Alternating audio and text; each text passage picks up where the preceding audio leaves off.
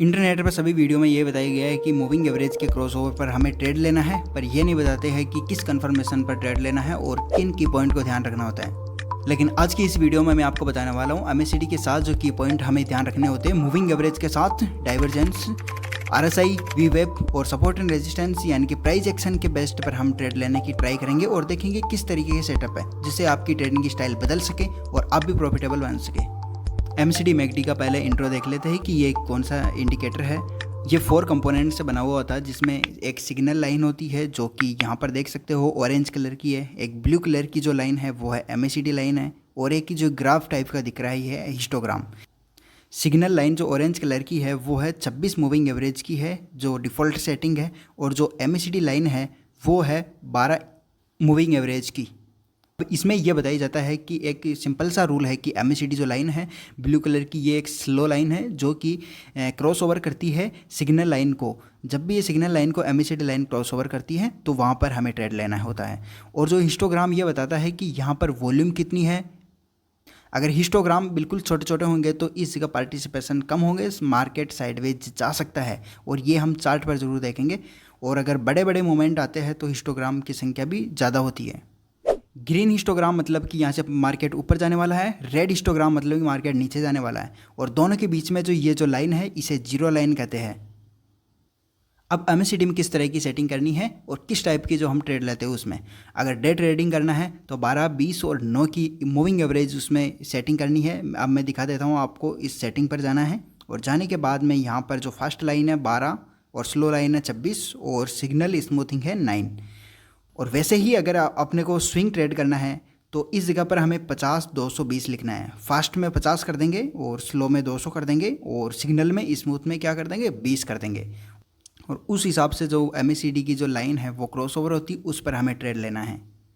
अब मैं आपको ये बताने वाला हूँ कि किस तरीके से हमें ट्रेड लेना है और ट्रैप से किस तरीके से बचना है, जो कि मार्केट में अधिकतर स्टॉप लॉस हमारे हिंट होते हैं। ये सारी चीज़ें मैं आपको बताने वाला हूँ। अब इस जगह पर हम 12, 26 और 9 का यहाँ पर सेटिंग का मतलब कि डे ट्रेडिंग, इंट्राडे ट्रेडिंग यहाँ पर करेंगे। MACD की जो MACD लाइन वो सिग्नल लाइन से नीचे क्रॉसओवर हो रही है, ट्रेड लेना है। बल्कि यहाँ पर इस जगह पर देखिए मार्केट ने कुछ ही मूवमेंट दी है। अब इससे कैसे बचा जा सकता है। MACD एक ट्रेंड फॉलोइंग इंडिकेटर है, मतलब कि जिस डायरेक्शन में ट्रेंड जा रहा है उसी डायरेक्शन में हमें ट्रेड लेना है, अपोजिट डायरेक्शन में बचना है। साइडवेज होता है तो उस जगह हमारे स्टॉप लॉस हिट होते हैं, और साइडवेज से कैसे बचते हैं वो मूविंग एवरेज के थ्रू मैं आपको बताने वाला हूँ थोड़ी देर में। इस जगह पर मार्केट कंसोलिडेशन हो रहा है, मतलब कि यहाँ पर सपोर्ट बनाने की कोशिश कर रहा है। ट्रेंड लाइन का यहाँ पर ब्रेकआउट दिया, मतलब कि हमें प्राइस एक्शन के अकॉर्डिंग ऊपर जाना है। इस जगह पर देखिए जो MACD लाइन है वो सिग्नल लाइन से क्रॉसओवर हो रही है और जीरो लाइन के अबोव जा रही है। तो इस वजह से हम यहाँ पर क्या करेंगे, इस जगह पर ट्रेड प्लान करेंगे। जब भी क्रॉसओवर होता है स्टॉप लॉस हमारा प्राइस एक्शन के अकॉर्डिंग होगा, इस स्विंग के नीचे होगा, और स्टॉप लॉस के बाद हमें टारगेट प्लान कर लेना है। इसमें टारगेट कहाँ तक होता है, टारगेट होता है जब भी मैकलाइन होती है वह नीचे की ओर क्रॉसओवर होती है तो वहाँ पर हमें एग्जिट कर लेना है। स्विंग ट्रेड की हमें सेटिंग यहाँ पर कर लेनी है जो कि है 50, 220। हमने ये सेटिंग कर ली है। अब हमें ये सवाल होता है कि टाइम फ्रेम कौन सा रखना है। इंट्राडे के लिए हमें रखना है 5 या 15 मिनट का टाइम फ्रेम रखना है, और जो कि सेटिंग क्या होगी उसकी 12, 20 और 9 होगी। स्विंग ट्रेड के लिए हमें रखना है डे टाइम फ्रेम या फिर वीकली टाइम फ्रेम। अब यहाँ पर ये देखना होता है कि ट्रेड अगर डायरेक्शन अप ट्रेंड है तो हमें अप ट्रेड ही लेना है। इस जगह पर मूविंग एवरेज वीकली पर यहाँ पर क्या दिखाई दे रहा है, वीकली पर यहाँ पर क्रॉसओवर दिखाई दे रहा है। मैकलाइन जो है उसने सिग्नल लाइन को यहाँ पर क्रॉसओवर दिया है। और इस जगह पर देखा जाए प्राइस एक्शन के अकॉर्डिंग तो यहाँ पर क्या हुआ है, एक ट्रेंड लाइन को यहाँ पर ब्रेकआउट दिया है, तो डबल कन्फर्मेशन तो ये हो गया। ट्रेंड लाइन का ब्रेकआउट हुआ, ब्रेकआउट होने के बाद में अभी भी रैली जारी है। एग्जिट कहाँ करना है, एग्जिट हमें करना है जब भी MACD मैक लाइन होती है वह सिग्नल लाइन को क्रॉस ओवर कर देती है, तो उस जगह पर हमें यहाँ पर इस जगह पर दिखाई दे रहा है कि हमें बाहर निकल जाना चाहिए। और इस जगह पर भी देखिए कि ट्रेंड लाइन का यहाँ पर ब्रेकआउट हुआ है, तो हमें इस जगह पर यहाँ पर एग्जिट कर लेना है। हिस्टोग्राम इंडिकेशन, हिस्टोग्राम हमें यह बताता है कि जैसे यहाँ पर वॉल्यूम बिल्कुल कम दिखाई दे रही है, छोटे छोटे हिस्टोग्राम के यहाँ पर वॉल्यूम्स है। इस वजह से क्या है कि मार्केट इस जगह पर साइडवेज हो गया है। इस प्रकार के मार्केट में हमें ट्रेड लेने से बचना चाहिए। ट्रेड कहाँ पर लेना चाहिए, ट्रेड इन जगह पर लेना चाहिए जबकि हिस्टोग्राम की जो वॉल्यूम है वो काफ़ी बड़ी बड़ी हो। इस जगह पर हमें ट्रेड लेना है। इस जगह पर देखिए कि प्राइस यहाँ पर वॉल्यूम बढ़ती जा रही है और इस जगह पर क्रॉस ओवर भी हो रहा है एक लाइन और सिग्नल लाइन का, तो इस वजह से हम यहाँ पर छोटा सा डाउन ट्रेंड ले सकते हैं इंट्राडे में। और उसके बाद देखिए प्राइस नीचे गई और इस जगह पर या वापस क्रॉस ओवर करा और इस जगह पर हम वापस बुलिश साइड में ट्रेड ले सकते हैं। अब देखना है RSI के साथ सबसे ज़्यादा जो एक्यूरेसी है अमंग अदर स्ट्रेटजी, जिनमें काफ़ी कंफर्मेशन हो जाता है कि हमारा ट्रेड 100% प्रॉफिटेबल तो होगा ही सही। तो स्ट्रेटजी पर जाने से पहले हम RSI के बारे में कुछ जान लेते हैं।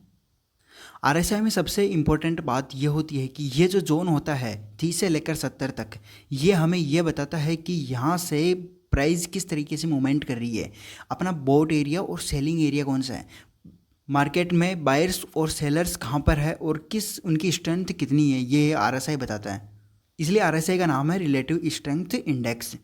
अब जैसे ये 30 के लेवल को नीचे पार कर गया है तो इसका मतलब ये है कि यहाँ पर ओवरसोल्ड हो गया है, बिकवाली ज़्यादा आ गई है। और अगर ऊपर की ओर 70 की ओर ऊपर चला जाता है मतलब कि ज़्यादा इसमें ख़रीदारी आ चुकी है। अब ख़रीदारी ज़्यादा आ गई तो वापस प्राइस नीचे आएगी, क्योंकि एक रिवर्सल ज़रूर लेती है मार्केट ऊपर जाने के लिए। और अगर सोल्ड एरिया ज़्यादा बढ़ गया है तो मतलब कि यहाँ से प्राइस ऊपर जाने वाली है। तो ये तो हुई RSI के बाद। अब इसे MACD के साथ हम किस तरीके से प्रयोग में लेंगे वो देखते हैं। अब हमें ट्रेड किस तरीके से लेना है, जैसे कि यहाँ पर दिखाई दे रहा है कि जैसे RSI नीचे ओवरसोल्ड हो चुका है, इस वजह से हम क्या करेंगे, यहाँ से बाई का प्लान करेंगे। बाई का प्लान ऐसे ही नहीं कर लेंगे, हम खरीदेंगे तब जब MACD के अंदर जो मैकलाइन होती है वह सिग्नल लाइन को यहाँ पर क्रॉस ओवर देती है, तो ये डबल कन्फर्मेशन हो जाता है अपने लिए। अब डाइवर्जेंस इसी में ही बता देता हूँ, वरना मैं दूसरा टॉपिक यहाँ पर सेव करता। डाइवर्जेंस का मतलब है कि प्राइस यहाँ पर नीचे आ रही है, ठीक है, प्राइस में लोअर हाई और लोअर लो बनाते हुए आ रही थी, लेकिन यहाँ पर देखिए RSI ऊपर जाने की ट्राई कर रहा है। तो मतलब कि यहाँ यह RSI ये बता रहा है कि यहाँ से डाइवर्जेंस और ऊपर डाइवर्जेंस की वजह से कन्फर्मेशन एक और हो चुका है। और ट्रिपल जो कन्फर्मेशन है वो अपना ये है कि यहाँ पर ये MACD का क्रॉसओवर हो चुका है, तो यहाँ पर हम बाई का प्लान करेंगे और बाई यहाँ पर हुआ भी है। यहाँ पर ये देखिए कि RSI यहाँ पर ओवर बॉट हो चुका है, यहाँ पर क्रॉसओवर हो चुका है। क्रॉसओवर होने के बाद में इस जगह पर यहाँ पर ट्रेड हम ले सकते हैं,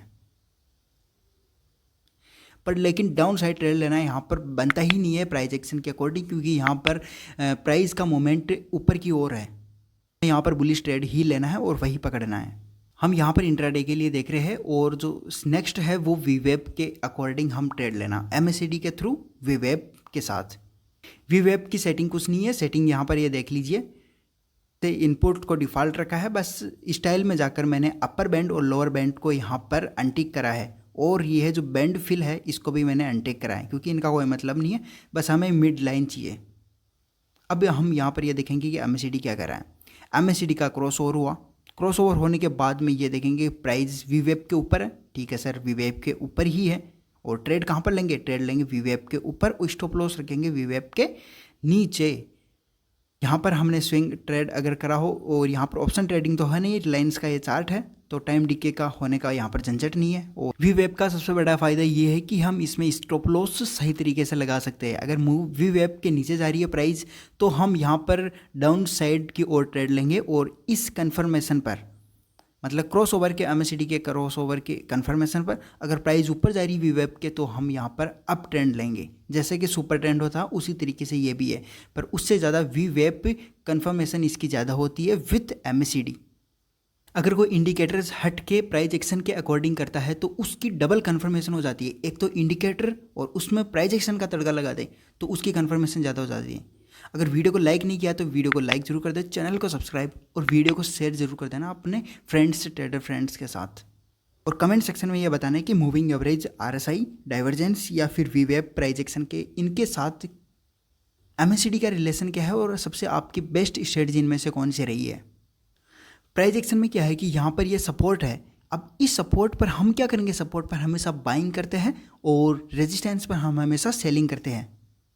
अगर ये सपोर्ट पर प्राइस आती है और इस सपोर्ट पर प्राइस आने के बाद MACD का अगर क्रॉसओवर होता है बुली साइड में, और इस जगह पर बुली साइड में यहाँ पर क्रॉसओवर हुआ, तो हम इस जगह पर ट्रेड प्लान करेंगे किस ओर, बुली साइड की ओर। तो ये भी एक कन्फर्मेशन हो जाता है। वीडियो को देखने के लिए धन्यवाद। इस वीडियो के बाद मैं ICT की वापस एक स्ट्रेटजी लाने वाला हूँ, काफ़ी मज़ेदार है और पिछले वाले वीडियो को आपने काफ़ी अच्छा प्यार दिया था, इस वजह से एक अच्छी वाली स्ट्रेटजी आपके लिए आने वाली है। तो चैनल को सब्सक्राइब जरूर कर लेना। थैंक्स।